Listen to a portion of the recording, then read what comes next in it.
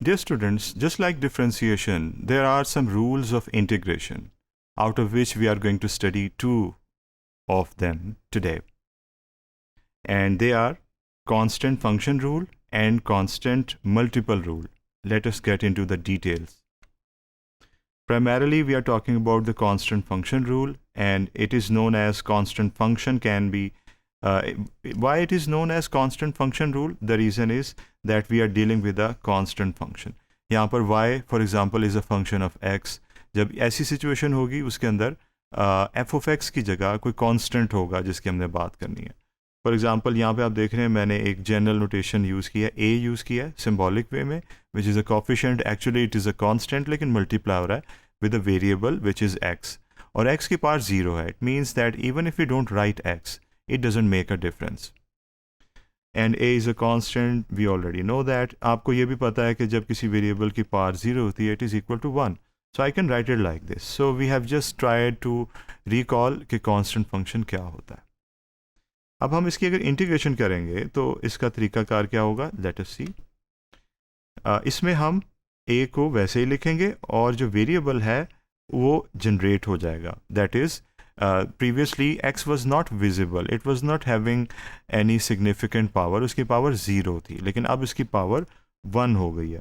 सो constant function की जब हम इंटीग्रेशन करेंगे तो उसमें जो वेरिएबल होगा, इंडिपेंडेंट वेरिएबल, वो जनरेट हो जाएगा. यहाँ पर हमने देखा कि वो जनरेट हुआ, whereas a जो था वो वैसे ही रिटेन रहा जैसे कि वो था. there was nothing changed in it. और ये जो c हमें नज़र आ रहा है ये है कांस्टेंट ऑफ इंटीग्रेशन, जो कि आर्बिट्रेरी कांस्टेंट होता है जिसके ऊपर हम पहले भी बात कर चुके हैं. इसकी न्यूमेरिकल एग्जांपल में हम एज्यूम करते हैं कि जहाँ पे हमने a एक सिंबल यूज़ किया था वहाँ पे हम 1 यूज़ कर लेते हैं, और जब हम 1 यूज़ करेंगे तो हमारे पास जो रिजल्ट आएगा that will be a is equal to 1, और ये बन जाएगा हमारे पास फंक्शन.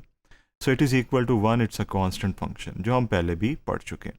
कांस्टेंट फंक्शन का जो रूल हमने पढ़ा था वो ये था कि जब हम उसे इंटीग्रेट करेंगे, जो कि यहाँ पर आप देख सकते हैं हमने किया है, तो उसमें जो 1 है वो तो वैसे का वैसे ही आ गया, और x की पावर 0 थी और अब x की पावर 1 होगी. इसे आप सादा अल्फाज में ऐसे लिख सकते हैं, that is x plus c, and c you know is the constant of integration. So this is how numerically we can apply the constant function rule. अगर आप इसके ग्राफ को बनाना चाहें तो वो भी बन सकता है.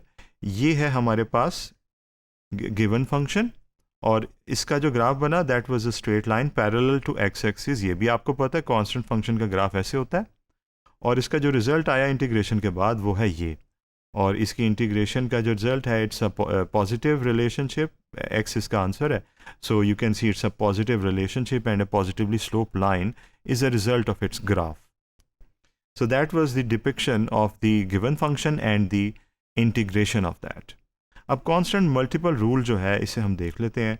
इसमें उसी फंक्शन उसी रूल के ऊपर हम बिल्ड करेंगे, और इसमें हमने ये सीखना है कि मल्टीपल जो है हमारे पास उसका हमने क्या करना है. वो मल्टीपल जो चीज़ ज़रब हो रही है वो कांस्टेंट इन नेचर है. मिसाल के तौर पे हम कहते हैं वो a है, जैसे हम पहले भी कर चुके हैं, लेकिन हमारा फोकस नहीं था इसके ऊपर. Now we are focusing on that how we can deal with it.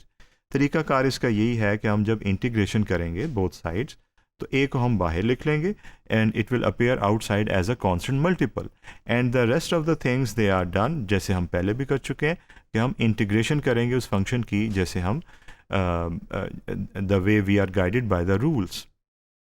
और ये है हमारे पास उसका रिजल्ट कि आप देख रहे हैं a वैसे का वैसे ही है, और ये है इंटीग्रेशन का नतीजा, और c है हमारे पास आर्बिट्रेरी कांस्टेंट.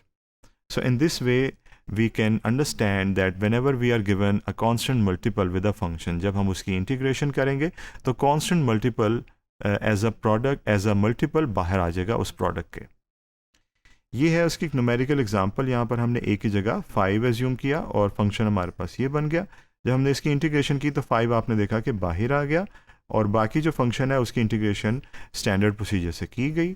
और ये हमारे पास रीज़न है कि हमने डेरिवेटिव को ओरिजिनल में कैपिटल F से रिप्रेजेंट किया. सो इस तरीके से हमारे पास जो रिजल्ट आया दैट शोड कि constant multiple comes out of the integral, and this is how the second rule is also understood. इसका ग्राफ भी हम बना सकते हैं. एफ ऑफ एक्स ओरिजिनल जो गिवन था वो ये था, that was a constant function जिसकी वजह से वो पैरेलल टू एक्स एक्सिस है, और ये है उसका इंटीग्रल जो कि now has having a positive slope, क्योंकि आप देख रहे हैं प्लस साइन है 5 के साथ। सो हमने ओरिजिनल और उसके इंटीग्रल फंक्शन को प्लॉट करके समझने की कोशिश की that what changes occur. Before integration the function was a constant function with degree 0। आपने देखा उसकी डिग्री 0 थी और उसके बाद उसकी डिग्री 1 होगी, दैट वाज 5, और वो बन गया 5 of x जहाँ पर उसकी डिग्री 1 होगी। So in this way we can do the integration by using these two basic rules of integration. Thank you.